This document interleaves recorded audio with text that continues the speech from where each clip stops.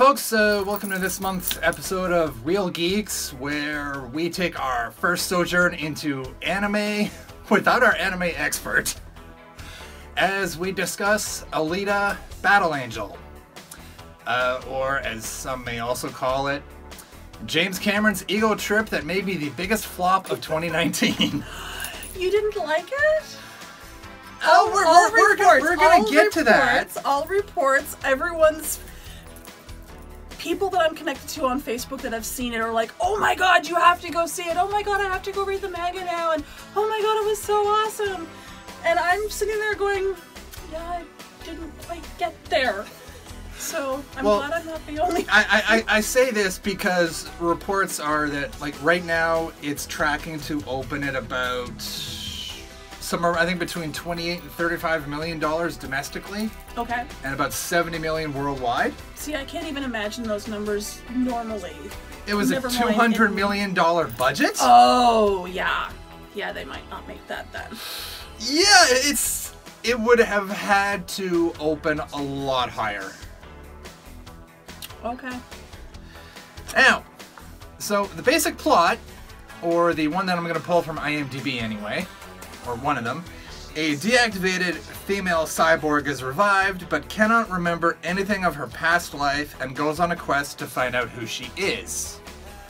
Or at least that's one of the stories, because there was like 4. Yeah, that's kind of a vague description for the movie.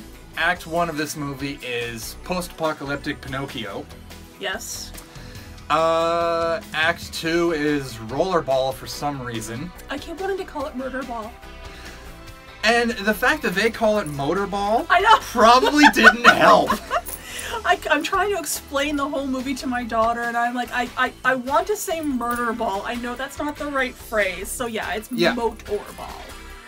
And then Act 3 goes a little Matrixy, a little standard, rising up from the ashes to overthrow the system, yada yada yada. And that's kind of one of the biggest problems here, because, in large part, because apparently it pulls from the first 4 books of the original manga? It does. It pulls the first 4 of 9, and I believe I read that they're planning, if it goes well, to do 3 more? I heard Cameron says he wants to do 2 more sequels. Okay. He also thinks people want 5 more Avatars. So by the time we get these Alita sequels, we may be dead anyway. But it's not Cameron doing all of it. No. Alita was very much a dream project of Cameron's. Mm-hmm. But he's been, like you said, he's been so busy with the Avatar sequels that, dude, seriously, why? Why? I haven't even gotten past the first one, sorry. Yeah, most people, I think really, even if they got past the first one, it's like, okay, I'm good. But he basically was like, you know what, Robert? I can't direct this, so if you can put this together, go ahead and do it, I'll produce it, and so forth. And apparently he brought, I was checking at the IMDb, and there was comment that he took some parts of what had been written out, and James either didn't notice or didn't see that there was a problem with those missing, and that's what they went with, which explains why I kind of felt like I was constantly having to catch up. So, yeah. Well, I think also you were probably feeling that way because there's a lot in this movie that happens for the sake of plot convenience and nothing else. Yeah. So, Rosa Salazar stars as Alita. I'm like 90% sure this is her first leading role.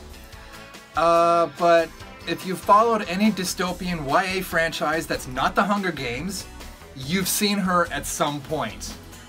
Because apparently she has credits in the Divergent series and the Maze Runner. I've seen Divergent. I haven't checked out Maze Runner yet, but Divergent was a while enough ago that I don't recall her, and the eyes don't help with recognition. Oh, the eyes. Now, for some strange reason, everything else in this movie is live action, but they CG Alita. Yep. Because for some reason, we apparently needed a photorealistic interpretation of the stereotypical manga eyes from pretty much every anime ever. But only for her. Only for her, which is another problem. Yeah, because I mean, it's based on a manga, and you would think that they would try to hold true to the series. So if they do the eyes for one, why not do the eyes for everybody else? Or at least every other cyborg. Like something that makes it like congruent to the rest of the world. But my question is this. This is a $200 million movie that no one really asked for. And they've obviously spent a lot of that budget on CG. Oh, they have to. Of course. But what I want to know, was Amanda Seyfried not available? She already has manga eyes. Oh my god, she would have been awesome for the role. I mean, she doesn't No have... CG necessary! I don't know if she has the gymnastic ability to pull it off, but she actually would have been good for that role. Oh, no, like, if they can train Brie Larson for Captain Marvel, someone who I'm like 98% sure has not done an action film before this, I feel like they could have trained Amanda Seyfried for the physicality of this role. Yeah, I don't know. Gymnasts have quite a different way of moving about them. True, but that would just mean a different kind of training. Yeah. And I mean, it's not like she was doing Mamma Mia 3. She ain't that busy. Yet.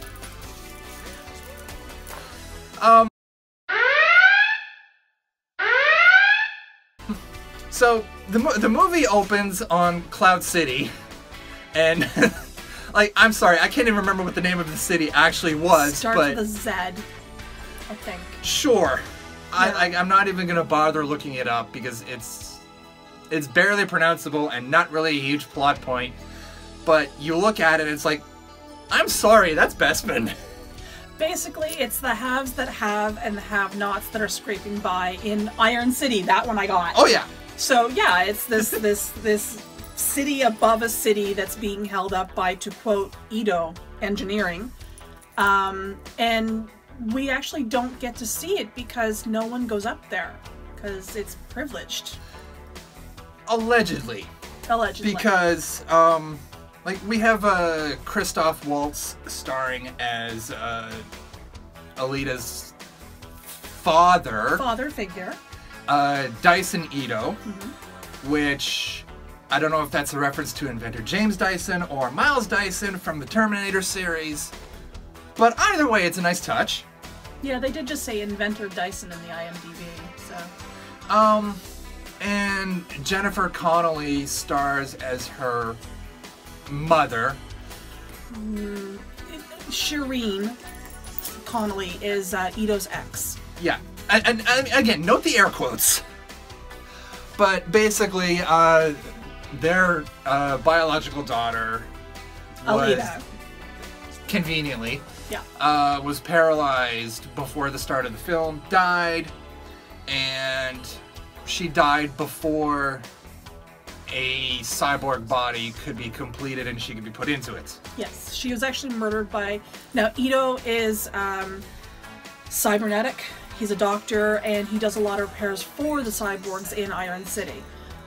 So this is what he does, and one of his patients/clients actually came to his clinic looking for drugs, and in the course of looking for the drugs, hurt Ito and killed Alita. And she was, as you mentioned, she passed away before she could use the body that he had built for her.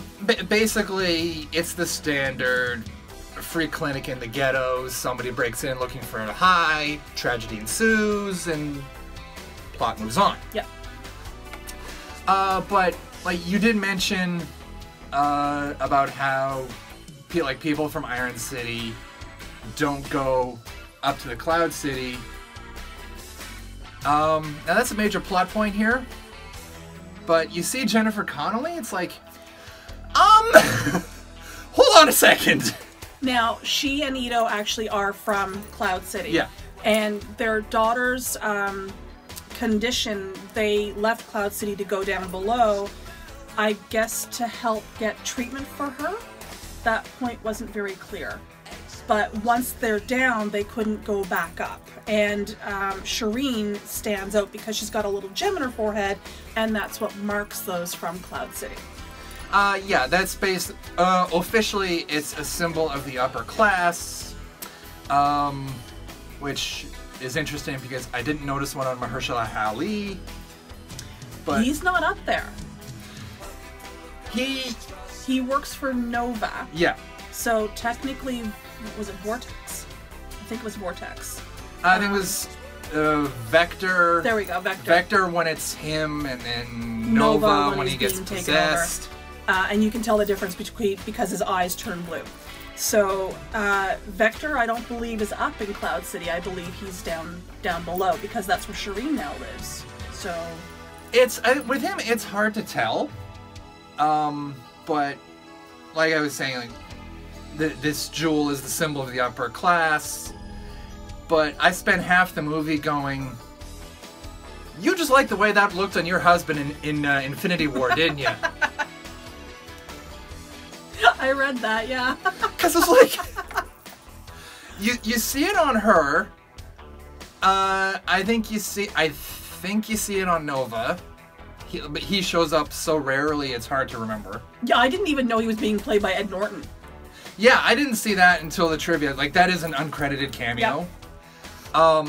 But where it's only on her, it's like, yeah, you just wanted one. No. But, now, in terms of general thoughts, if this movie was not from an anime, if this was not, as Trevor told me after we saw it, probably the most faithful anime adaptation in modern cinema, oh, this plot would be getting torn apart. So much. It's... in the course of the movie, we discover that the Alita cyborg, not the human daughter, but the cyborg that the movie is based about, she comes off as a teenager, so about 15, 16, 17 years old. But in actuality, she was around before the fall, which would place her at about 300 years old. Now, of course, cyborgs don't age, so she looks really good for her age. Oh, yeah. And it's a love story, adventure story, discovering who she is, and it's all of those typical stories that have been done and done and done. We have a cyborg who falls in love with the first cute boy she sees, who's Hugo. And kind of an idiot. Yeah, and you know, he's a little bit of a bad boy. He's got a bike, and he's got the leather jacket, and he's got the cool hair, and I mean, how can you not fall in love with him? He's just too cute. And Alita turns him from his bad boy life to, I want to be better because you make me want to be better. And, well, that pretty much gets him killed, which turns him into a cyborg, which ends up getting him killed. So everything Paula just listed about the plot, it's probably more accurate to say the movie is trying to be those things. Because it's trying to be so many of those things at the same time that it doesn't develop any of those plot points. Yep. It's like you're walking along this path and then, oh, squirrel! And suddenly it's into a new plot. And then, oh, squirrel! And it's back over here. And you don't know if it's a love story or a who am I story or an action movie. And it's trying to be everything, and it's not succeeding at being any one thing. Although, I mean, the action was cool. Oh, the action was cool. The visuals are great. Yeah. It's, in some ways, it was exactly what I feared it was going to be, which is Avatar all over again. See, I don't have that comparison to work with. Fair, but it's when Avatar was having its monster theater run, the only thing people were really talking about was the visuals. Mm-hmm. Like, it looked amazing, but the second you gave the story any thought, it fell apart. Okay. Like, they establish and build on the fact that Alita has no memory of her life before Dyson activates her. Yes. To the point that she has no idea how to knead an orange, which was a cute moment. You know, I will grant them that. Apparently, she somehow magically remembers a lost cybernetic martial art that hasn't been seen in 300 years. Well, that's muscle memory. I mean, you've trained so long, and she is cybernetic. So how much of her brain is organic, and how much of it is chip? They do specifically say human brain. Okay, but you train for years and years and years, and like I learned how to knit when I was 7, and I picked it up again like 3 years ago. That's not something you forget. So it's the same thing with martial arts. You train, that's not something that your body is going to suddenly forget. It doesn't matter if you have amnesia or not. It's like riding a bicycle, literally like riding a bicycle. So I had no problem with that. But I think even then there were other instances, like I think a split-second flashback of training, and then I could have gone, oh, that's where that came from. Okay. Well, they did show that the split flashback of her in battle up on the moon. They do, but it comes far too late, because that flashback is far later than that first moment. True, of her. where she met what's his name? Oh, I'm talking about like in their living room, like even before that. I missed that one. She starts at one point she's in the living room and she starts doing what almost looks like Tai Chi. And then later on there's the fight when in the alley when she follows Ito. No, I'm thinking sooner, because when she met the dog and she fed the dog, this is when she meets Hugo. If it had just been her saving the dog, and then the fight in the alley, where we first really discover how much of a badass she is. Yeah, where she's protecting Ito. Yeah, those both look instinctive. Mm-hmm. Those two scenes, I could have said, okay, she sees someone's life being threatened. Yep. She's instinctively reacting. But you're right. She doesn't have the flashback until she's in the bar fighting. Right. Okay. But that sequence in her living room where she just randomly starts practicing and training, there's nothing to really trigger that. It just happens. It's pretty bad that I don't recall that actual scene. I mean, I recall one later on. Yeah. When she has the new body. But yeah. And I think that's another problem for all the visuals and all the stunning CG work. It ain't that memorable. Now, to be fair, I was engrossed in the movie, and I wasn't sitting there going, oh my god, I have to go pee, or, what time is it? I was engrossed and engaged in the movie. Again, the CGI was I liked it. I liked the CGI. It is in every scene. You cannot escape the CGI, because there's so many cyborgs, and all of them have parts that had to be CGI'd in. So, aside from that, I can understand why they had a huge budget. Oh yeah, no, again, the visuals are wonderful. I love the scroll work on her body. Oh yeah, it's everything behind the visuals. Yeah, I think is where it really suffers. It's a little flat. There are moments where, speaking of the fight in the bar, mm-hmm. We meet Ed Skrine's character, the kind of stereotypical cocky little shit. Yeah. Yeah. Who's kind of the most well-known of the hunter warriors, who they're bounty hunters. Like, if you're gonna rotate between the two terms, and they call them both, just pick one. They do. So they introduce this sword that he carries around. Mm-hmm. Super fine blade, cuts through anything, yada yada yada. Oh, it's really pretty. It's And Alita recognizes it in some form, but she doesn't understand why. Yeah. And as soon as I saw it, all I could think of was the theatrical term of Chekhov's gun, where if you introduce a gun in the first act of a play, it's going to be used later. Yes. I had never heard of Alita before this movie, never seen or read anything. The minute he pulled out that sword, I instantly went, okay, Alita's gonna get that sword. Well, yeah. It was her trophy. Even before that was a possibility, yeah. You just go, yeah, I know where this is going. Yeah. There's so much here that it's really, on the one hand, it's really only going to truly work for you if you're an anime fan.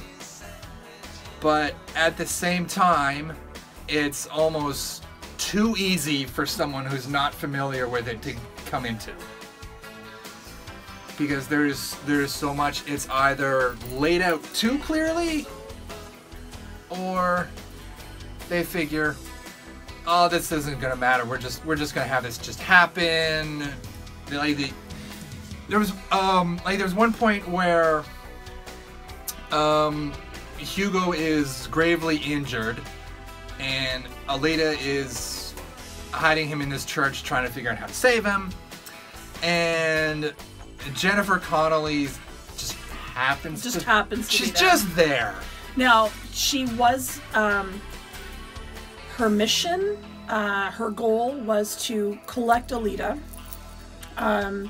There was a bit of a tension between that whole story because, and I mean, she sees the body, when she first sees Alita, she sees the body that she's wearing, instantly recognizes it for what it is, the body that was meant to be for her daughter. And she goes after Ito, and she's like, you were supposed to have gotten rid of that, and of course he couldn't because it was work that he had done. It was his connection to his daughter. He wasn't ready to let go of his daughter. So that's already forming the foundation of Ito being her father figure, taking her under his wing. So Shireen already has an issue with that and sees her as a replacement for her daughter, and she's not happy with it. But by the end of the movie, she realizes that, you know, I'm not this cold, heartless bitch. I actually was a mom, and she recognizes in Alita that nurturing figure, that nurturing emotion that she used to have for her daughter. So when that's the whole conflict. I'm supposed to collect this body and reuse it for parts, but she's an actual person, and I don't want to do that to her. And this is where we're at the church, is she's got to make that choice of, do I collect her and basically kill her, or do I let her be? Yeah, I think the thing there is, though, there's a lot of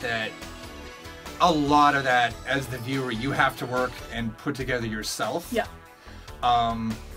Because just watching it on screen, that change just happens. Yeah.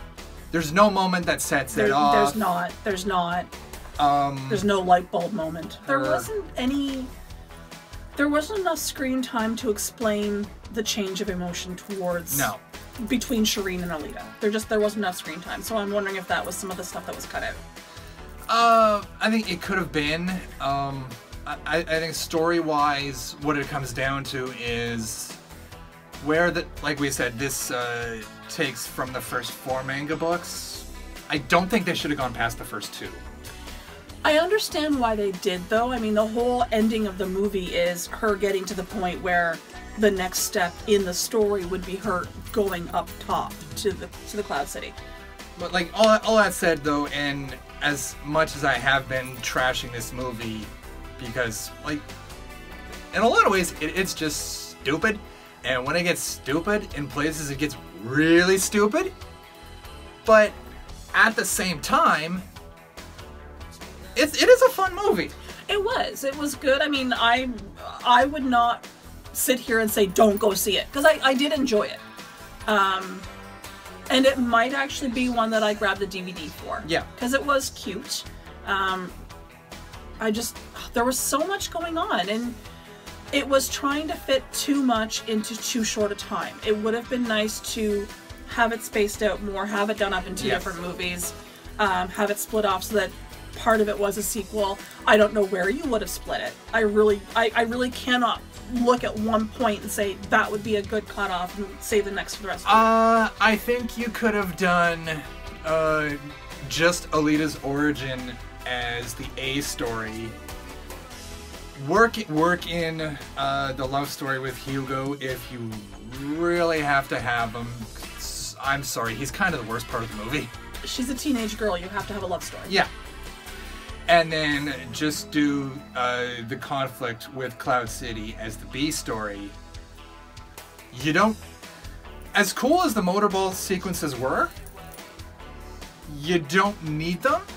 Apparently they were brought in later on in the manga. Yeah, I could believe that. Yeah. Like Salazar, like, she's great as Alita. Mm-hmm. Like, adorable when she needs to be. Badass when she needs to be. Yep. In a lot of ways, almost too badass. Because the one major complaint that I had coming out of this movie was I had fun, you know, I had a few good laughs. There are no stakes in this story whatsoever. Because the one and only time that Alita is truly in peril is during the final battle in Vector's office. She gets stabbed in the side. And then nanotechnology makes it all better. Within minutes. Yeah. But I think with that and me having no idea how long we've been recording for at this point, I think we'll go into ratings. I'm torn. I really am torn. I did enjoy the movie. There was, again, to reiterate, they try to put so much into such a short time frame. I think I've actually got one friend who came back going, oh my god, the movie was great, and of course source material is always better. So now they're geared up to read the manga. If it were a novel, I probably would too. But, I don't know, I'm torn. It wasn't a bad movie. It really wasn't a bad movie. It wasn't stellar. And I don't want to go middle of the road and go with a 3, because 3 doesn't seem to quite suit how good the movie could have been. If that makes any sense. It's like a 3.5? Yeah, that works. Okay. I mean, now the thing for me is, obviously, I can't rate this movie on what could have been. And as much as, you know, like you, I had a lot of fun, but the movie is not good. I just had the thought, because you have a really bad penchant for bad movies. You love bad movies. Oh yeah. So it wasn't that bad that he loved it. It's like, it looks real pretty. Yeah. But I need to be able to go beyond that. This movie can't. And like I did get a lot of laughs out of this movie. It's not Robin Hood levels of accidentally hilarious, but if you're an anime fan, I would recommend it. If you're not, I can't. And frankly, if you did enjoy this movie, I'm not gonna argue. I challenge you to leave a comment and explain why you enjoyed this movie, but you are not allowed to refer to the visuals in any way. Because I want to see somebody pull that off. Overall, I think, for me, this is a 3. It's... I cannot call it really good, but I had fun, and I can't hate it. Yeah, and that's where I had fun, but I can't hate it. That's probably the best way to yeah. I don't know. So to wrap up, starting next month, will pretty much be the start of our Disney Fest. Disney? Well, we've got Captain Marvel next month. Uh-huh. Avengers Endgame in April. Uh-huh. And then in May, we are seeing the live-action Aladdin. We are seeing Aladdin. We are seeing the live-action Aladdin. Will Smith is blue. And as much backlash as his JD has gotten, hope to God they don't change anything. That's what we have coming up over the next few months, and amazingly, as much of a Marvel fan as I am, I'm sorry, I think the thing I'm looking forward to the most is Aladdin. I don't know. I have been dying to see this. I am looking forward to Nick Fury cooing over a cat. I saw that in the trailer. That's fair. And I'm like, okay, who would have thought that Nick Fury would have been a cat person? But no, he's right down there, and he's petting a cat, and he's talking to the cat. And he's like, look, I'll come back. Until then, you'll see Trevor and I in this month's Pokemon Go Community Day video, which should be coming up soon. This month, of course, Swinub, or as anyone who only plays Pokemon Go would call it, Supply Day. Again, I don't do Pokemon, so I have no clue what this is about. Oh, where can people find you outside of this? Oh, actually, I have my very first show of the year is coming up next weekend. Oh, nice. So I will be at the Cole Harbor Place for the 2019 Holistic and Psychic Fair that Myrna puts on every year. It's a great show. Social media-wise, Twitter @OOT Broom Closet, Facebook Out of the Broom Closet, Tumblr Out of the Broom Closet Fashions, and Instagram is Out of the Broom Closet, I think HFX. So I think before I turn this into any more of a train wreck, that's where we're gonna sign off. Bye, guys.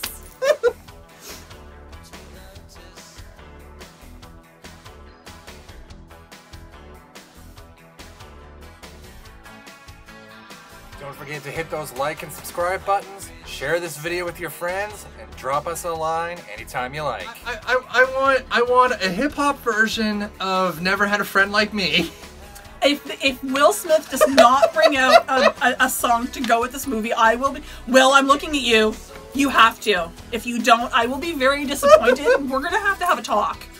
Just because. We're demanding a new Wild Wild West. The song, not the movie. I need to clarify that for the sake of my credibility. So...